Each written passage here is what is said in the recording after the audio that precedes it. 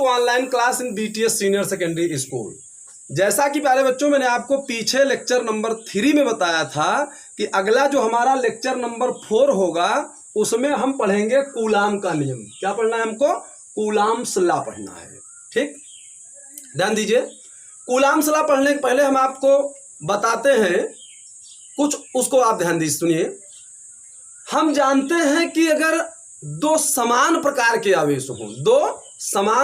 आवेश हों तो वे एक दूसरे को प्रतिकर्षित करते हैं। दो समान प्रकार के आवेश एक दूसरे को प्रतिकर्षित करते हैं और दो असमान प्रकार के आवेश एक दूसरे को आकर्षित करते हैं। जैसे कि ध्यान दीजिए, अगर प्लस क्यू आवेश है तो ये एक दूसरे को प्रतिकर्षित करेंगे। क्या करेंगे? प्रतिकर्षित। इसी प्रकार अगर माइनस क्यू आवेश है तो ये भी एक दूसरे को क्या करेंगे? प्रतिकर्षित करेंगे, अर्थात इनमें होगा प्रतिकर्षण। क्या होगा? प्रतिकर्षण। इसी प्रकार अगर दो असमान आवेश हो, जैसे माइनस क्यू है और प्लस क्यू है, ठीक है, या प्लस क्यू है और माइनस क्यू है, तो इनमें होगा आकर्षण। इसको मैंने आपको पीछे बताया था, इनमें क्या होगा? आकर्षण होगा। ठीक, तो ध्यान दीजिए, हम जानते हैं कि दो समान प्रकार के आवेश एक दूसरे को प्रतिकर्षित करते हैं तथा दो विपरीत प्रकार के आवेश एक दूसरे को आकर्षित करते हैं। इससे हमें यह ज्ञात होता है कि दो आवेशों के बीच एक बल कार्य करता है। दो आवेशों के बीच क्या कार्य करता है? एक बल कार्य करता है।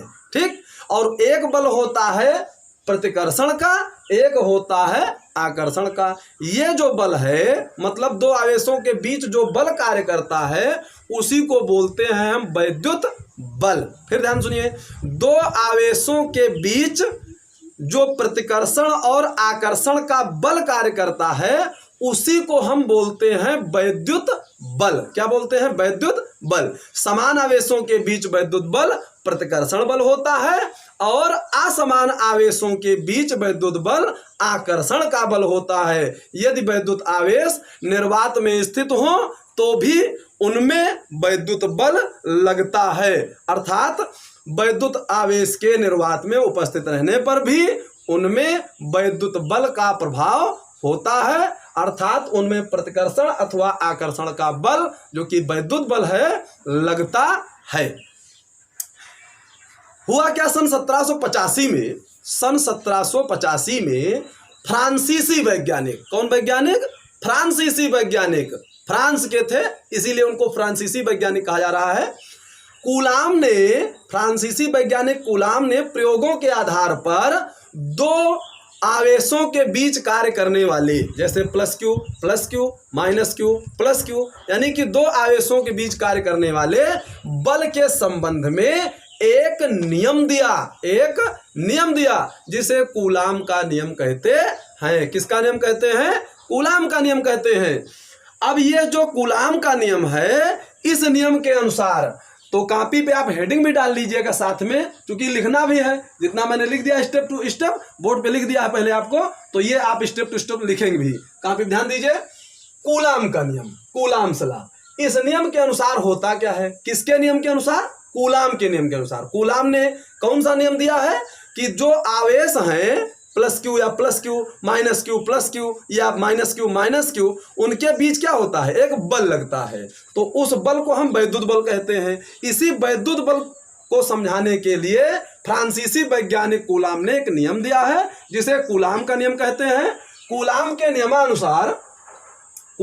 नियमानुसार किन्हीं दो स्थिर बिंदु आवेशों, देखिए ध्यान दीजिएगा, मैंने लिखा है किन्हीं दो। क्या लिखा है? किन्हीं दो का मतलब कोई भी दो स्थिर बिंदु आवेश हो सकते हैं, मतलब उनका नाम डिनोटेड नहीं हो, ये कोई जरूरी नहीं है। कोई भी अगर दो बिंदु आवेश हैं तो उनमें बल लगेगा।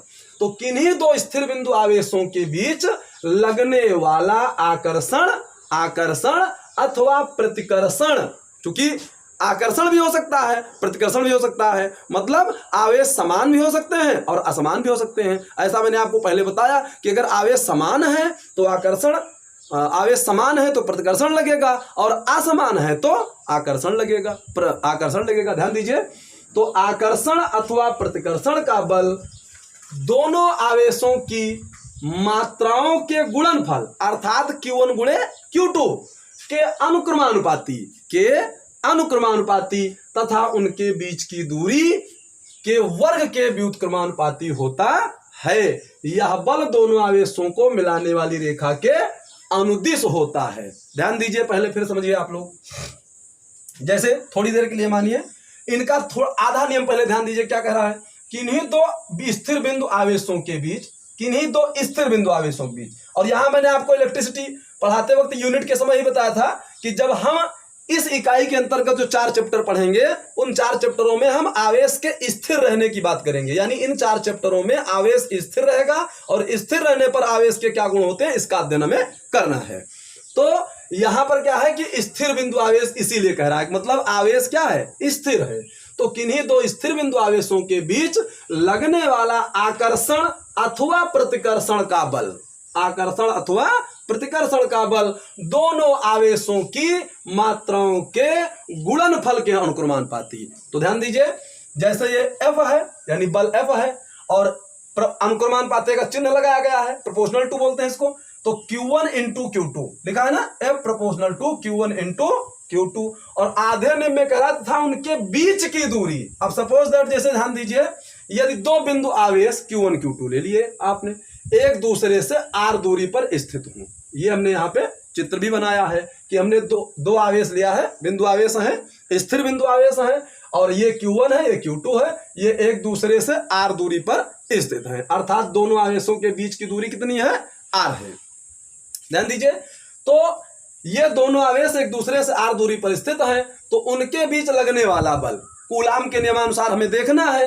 तो F प्रोपोर्शनल टू, आधे नियम में कह रहा है कि आवेशों के गुणनफल के अनुक्रमानुपाती, तो यह प्रोपोर्शनल टू Q1 Q2 हो गया, तथा उनके बीच की दूरी के वर्ग के, बीच की दूरी हुआ और दूरी का वर्ग, मतलब देखो स्क्वायर लगाया गया है, तो वर्ग के व्युत्क्रमानुपाती। व्युत्क्रम का मतलब होता है उल्टा। जैसे ध्यान दीजिए, अगर हम इसी को आपको समझाना चाहें तो आधा नियम इनका हम चाहें तो ऐसे लिख सकते हैं, F proportional to Q1 Q2, आधा नियम ये कह रहा है, और आधा कह रहा है F इनवर्सनली प्रोपोर्शनल टू, यानी व्युत्क्रमानुपाती r स्क्वायर। व्युत्क्रम का मतलब होता है उल्टा, व्युत्क्रम का मतलब होता है उल्टा। तो r स्क्वायर कहाँ लिखा गया, नीचे लिखा गया है, ठीक है।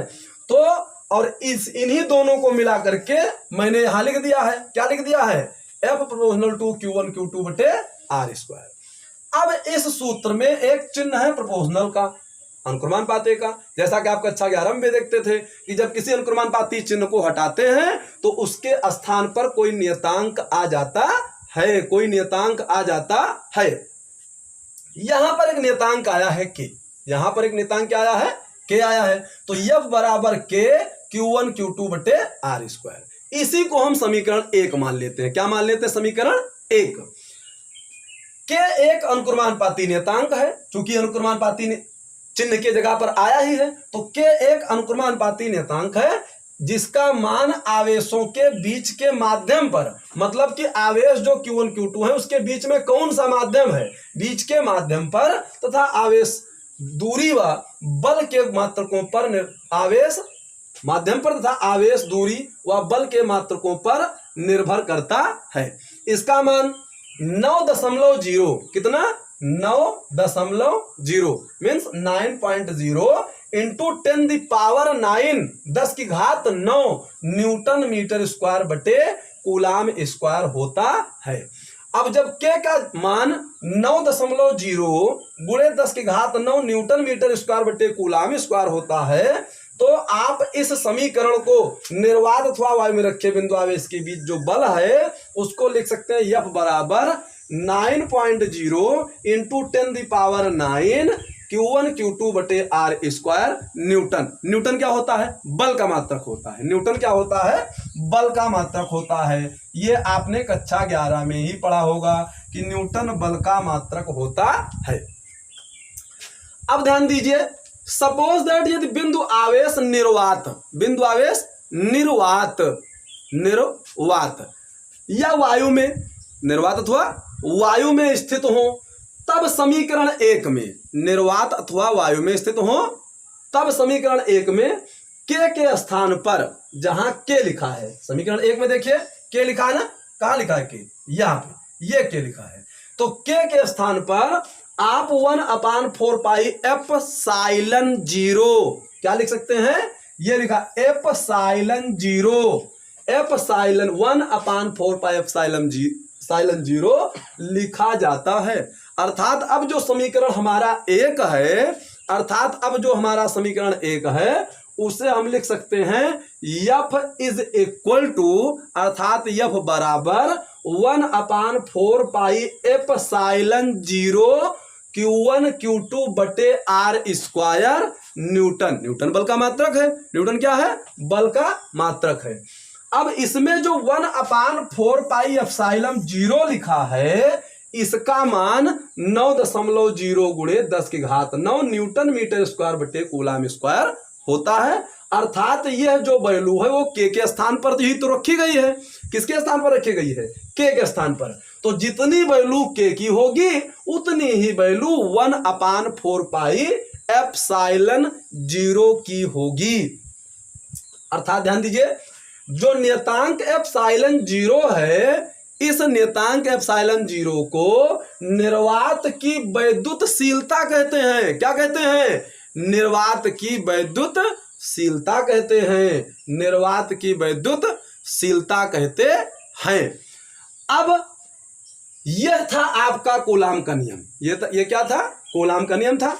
अब हम आपको बताएंगे जो निर्वात की वैद्युतशीलता एप्सिलॉन 0 है, एप्सिलॉन 0 का आंकिक मान, मात्रक और बीमा, आंकिक मान, मात्रक और बीमा। तो इस चीज को आप कॉपी पे नोट कर लीजिएगा और आगे जो टॉपिक है उसको मैं लिख रहा हूं। आगे जो हाँ, तो बच्चों अगला टॉपिक हमारा क्या है, एप्सिलॉन 0 एप्सिलॉन नॉट का, एप्सिलॉन 0 का आंकिक मान तथा मात्रक। इसमें क्या करना, ध्यान दीजिए, कैसे निकालेंगे इसका आंकिक मान और मात्रक। जैसा कि मैंने अभी पीछे बताया कि epsilon 1/4 pi epsilon 0 is equal to होता है 9.0 इंटू 10⁹ न्यूटन मीटर स्क्वायर बटे कूलाम स्क्वायर।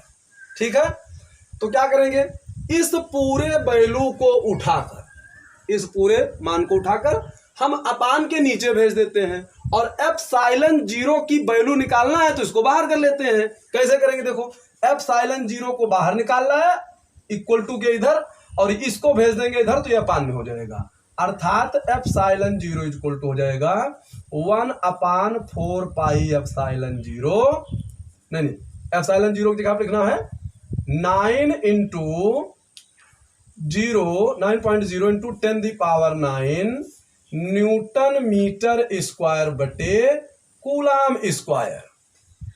ध्यान दीजिए, अब इसी को हम थोड़ा आगे बढ़ाते हैं। 1/4 इंटू पाई की वैल्यू कितनी होती है, आपने पढ़ा है 22/7 होती है, या इसी को 3.14 भी लिखते हैं। तो पाई के जगह पर कितना लिखेंगे, 3.14 into 9.0 into 10⁹ newton metre square upon coulomb square.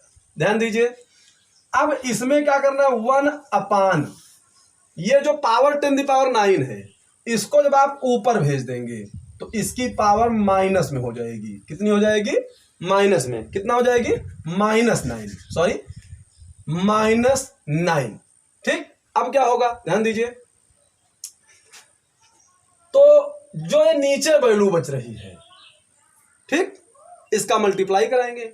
इसका जब मल्टीप्लाई कराएंगे तो यह आएगा 113.04। कितना आएगा, 113.04। कैलकुलेट कर लीजिएगा। इंटू, अब इंटू में तो कुछ बचा नहीं, जो बचा था पावर वो ऊपर चला गया, और ये जो मात्रक बचा है ये भी ऊपर चला गया। तो देखिए ये इधर इंटू में है तो नीचे रह जाएगा, कूलाम स्क्वायर ऊपर चला जाएगा। अर्थात ये हो जाएगा coulomb square upon newton metre square. अब जब एक को, किसको, एक को 113.04 से डिवाइड करेंगे तो कितना आएगा, आएगा 0.00884 4×6 गुणे 10 की घात -9 कूलाम स्क्वायर बटे न्यूटन मीटर स्क्वायर। ठीक, अब ये कूलाम स्क्वायर बटे न्यूटन मीटर स्क्वायर जो है, कूलाम स्क्वायर बटे न्यूटन मीटर स्क्वायर जो है मात्रक है किसका? एप्सिलॉन 0 का मात्रक है।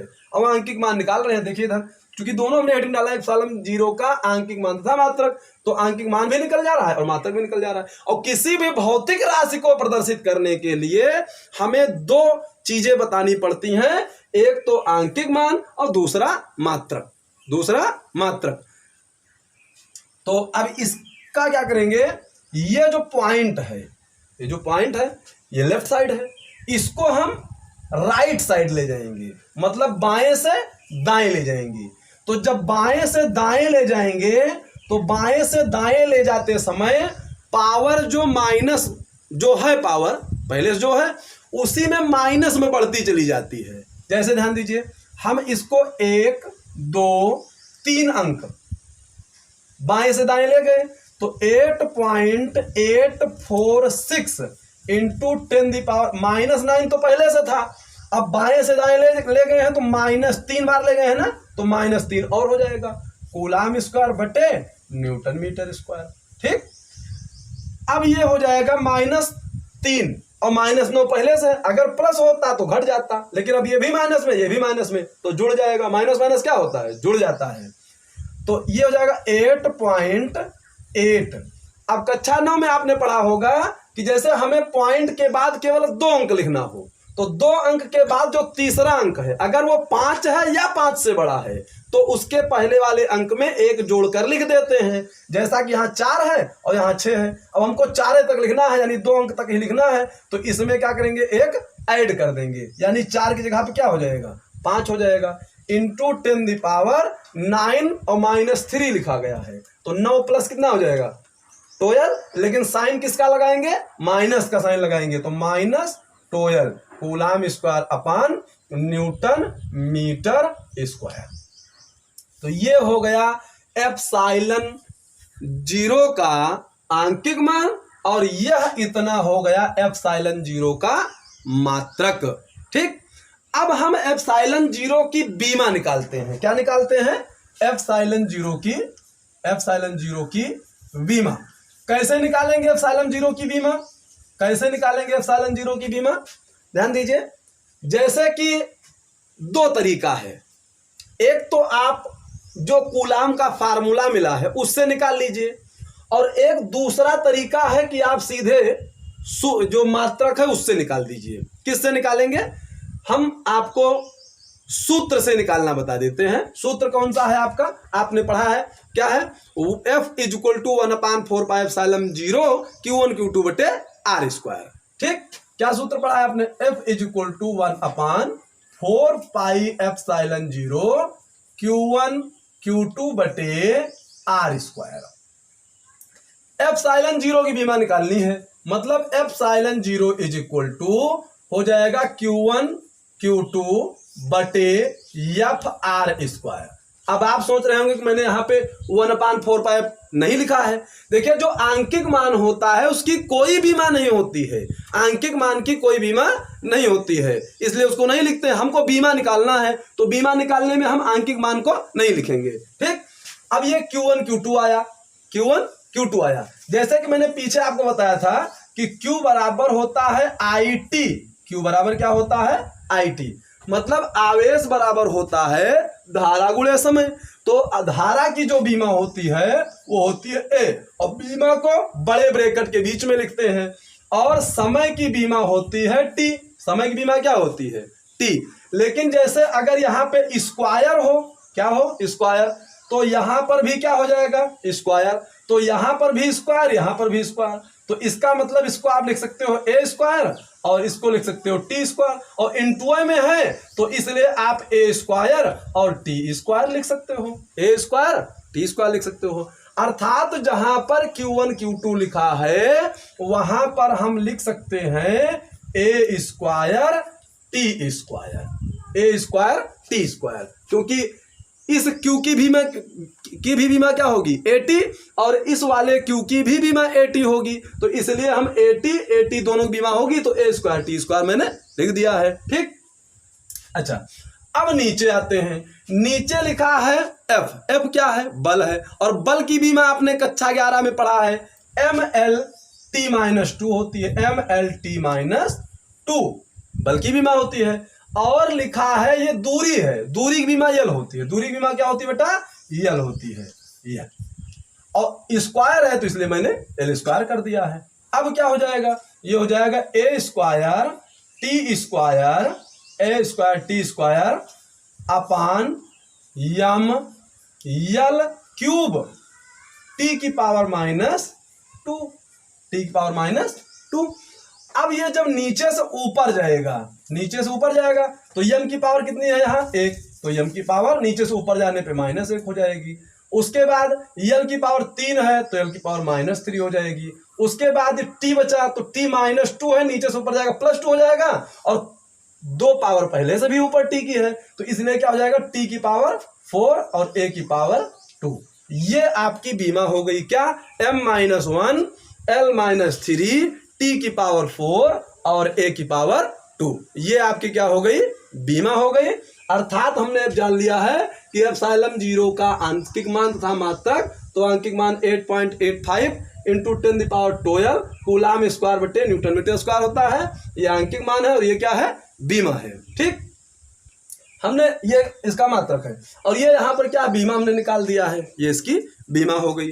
ठीक, अब इसमें हम कुछ स्टार पॉइंट में आपको बताएंगे। स्टार पॉइंट में क्या बताएंगे, जैसे आपको बताएंगे परावैद्युतांक क्या है और परावैद्युत किसे कहते हैं। परावैद्युतांक क्या है और परावैद्युत किसे कहते हैं। ठीक, हाँ तो प्यारे बच्चों ये स्टार पॉइंट में मैंने लिखा है यदि आवेश निर्वात अथवा वायु में स्थित हो, पीछे आपको बताया गया था, तो जो सूत्र होगा F = होगा 1/4 पाई एप्सिलॉन 0 Q1 Q2 बटे r²।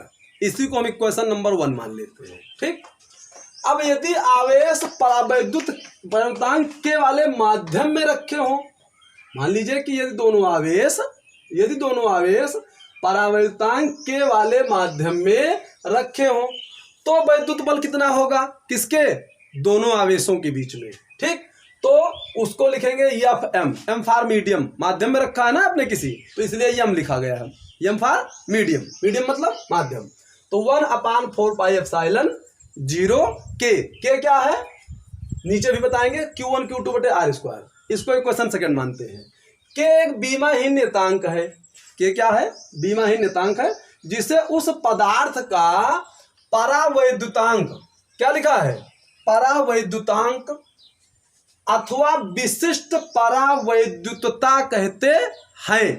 विशिष्ट परावैद्युतता कहते हैं। अभी जैसे मैंने आपको आवेश बताया था, जैसे यहाँ पे Q1 Q2 आवेश रखे हो, कुछ नहीं है तो उसको क्या बोलेंगे निर्वात अथवा वायु कह सकते हो। और अगर इसी के बीच में कोई माध्यम लगा दिया जाए के परावैद्युतांक वाला, तो बीच में कुछ आ गया ना, जैसे मान चलिए कि ये 2 आवेश हैं, ये 2 आवेश हैं और इनके बीच में कुछ रख दिया जाए तो क्या उतना आकर्षण बल थोड़ा रह जाएगा जितना आकर्षण या प्रतिकर्षण बल पहले लग रहा था जब कोई माध्यम नहीं था तो।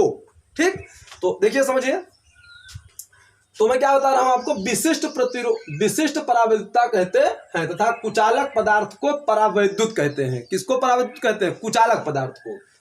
यदि आवेशों के मध्य कोई परावैद्युत हो तो उनके बीच लगने वाला वैद्युत बल क्या होता है? घट जाता है। वैद्युत बल घट जाता है। ठीक, अगर दोनों आवेशों के बीच में जैसे Q1 Q2 आवेश रखे हैं और इनके बीच में कोई कुचालक पदार्थ रख दिया जाए तो उनके बीच जो वैद्युत बल लगता है, अब वैद्युत बल चाहे आकर्षण का लग रहा हो चाहे प्रतिकर्षण का लग रहा हो, क्योंकि अगर समान आवेश है तो प्रतिकर्षण का लगेगा और विपरीत आवेश है तो आकर्षण का लगेगा, तो वो घट जाएगा अगर कोई कुचालक पदार्थ रख दिया जाए तो। अर्थात कोई माध्यम, अगर आवेशों को किसी माध्यम में रख दिया जाएगा तो, यानी दोनों आवेशों के बीच में कोई माध्यम रख दिया जाए तो।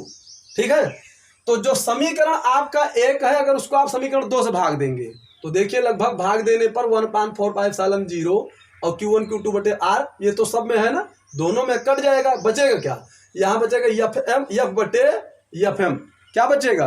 एफ बटे एफ एम, ठीक है। और ये बटे का के नीचे से कहाँ चला जाएगा, ऊपर, इसको मैंने यहाँ पे लिख दिया है, एफ बटे एफ एम बराबर के, ठीक। तो अब होगा क्या, अब जैसे मान लिया भाग देंगे तो ये इसको इसके बटे में इसको लिखेंगे तो ये इतना क्या हो जाएगा, कट जाएगा ना, पूरा कट जाएगा। क्या बचा, 1/k बचा, मतलब एफ बटे एफ एम बराबर 1/1/k बचा। ये के नीचे से ऊपर चला जाएगा तो एफ बटे एफ एम बराबर हो जाएगा के। यही तो मैंने यहाँ पे लिखा है, एफ बटे एफ एम बराबर के, ठीक है। अच्छा, अतः ये जो सूत्र मिला, इसी सूत्र के अनुसार अगर आप चाहें तो परावैद्युतांक के की परिभाषा लिख सकते हो। कैसे लिखोगे, लिख सकते हैं कि जैसे इसमें देखिए परिभाषा के लिखना क्या है, ये एफ का कब के लिए वैद्युत बल है, यदि आवेश निर्वात वायु में स्थित हो, और एफ एम कब के लिए वैद्युत बल है, जब वह परावैद्युतांक के वाले माध्यम में रखा हो, ठीक। तो हम क्या कहेंगे, किसी परावैद्युत माध्यम का परावैद्युतांक निर्वात या फिर कह लीजिए वायु में परस्पर कुछ दूरी पर रखे दो बिंदु आवेशों के बीच लगने वाले वैद्युत बल तथा उन्हीं आवेशों को उतनी ही दूरी पर कुचालक माध्यम में रखने पर उनके बीच लगने वाले वैद्युत बल के अनुपात को कहते हैं, लगने वाले वैद्युत बल के अनुपात को कहते हैं। अब जो समीकरण 2 है आपका, ये समीकरण 2 था ना, ठीक। इसमें अगर आप चाहें तो जहां पर एप्सिलॉन 0 के लिखा है उसकी जगह पर केवल और केवल एप्सिलॉन लिख सकते हैं। क्या लिख सकते हैं, केवल एप्सिलॉन, मतलब एप्सिलॉन 0 ना लिख करके केवल एप्सिलॉन इक्वल टू एप्सिलॉन 0 के लिख सकते हो। तो अगर केवल और केवल ये लिख देंगे तो क्या होगा, तो होगा क्या, तो जो आपको मिल रहा है समीकरण में उसमें आपको एप्सिलॉन, ध्यान दीजिए, जैसे एप्सिलॉन 0 के स्थान पर आपने डायरेक्ट क्या लिख दिया, एप्सिलॉन। तो जब एप्सिलॉन 0 इधर भेजेंगे तो क्या हो जाएगा, बटे में हो जाएगा ना, मतलब ये हो जाएगा एप्सिलॉन बटे एप्सिलॉन 0 इक्वल टू के, और वही मैंने यहाँ पे लिखा है। तो वही ये बता रहा हूं आपको कि के बराबर एप्सिलॉन बटे एप्सिलॉन 0 हो जाएगा। तो इस सूत्र के अकॉर्डिंग अगर हम परावैद्युतांक के की परिभाषा लिखना चाहें तो लिख सकते हैं कि परावैद्युत माध्यम की वैद्युतशीलता मतलब एप्सिलॉन तथा निर्वात की वैद्युतशीलता मतलब एप्सिलॉन 0 के अनुपात को उस परावैद्युत माध्यम का परावैद्युतांक कहते हैं। यहाँ पर परावैद्युतांक अर्थात के की मैंने आपको 2 परिभाषाएं बताई हैं, एक यहाँ पर बताई है, एक यहाँ पर है, ये है, और दूसरी यहाँ पर है, ठीक है। दोनों आप कॉपी पे लिख लीजिएगा, ठीक है। इस सूत्र के अकॉर्डिंग ये परिभाषा लिखी है और इस सूत्र के अकॉर्डिंग ये परिभाषा लिखी है। अब हम आगे आपको कल अर्थात लेक्चर नंबर 5 में पढ़ाएंगे कूलाम के नियम का सदिश स्वरूप, बहुल आवेशों के बीच बल, अध्यारोपण का सिद्धांत। आज के लिए बस इतना ही, धन्यवाद।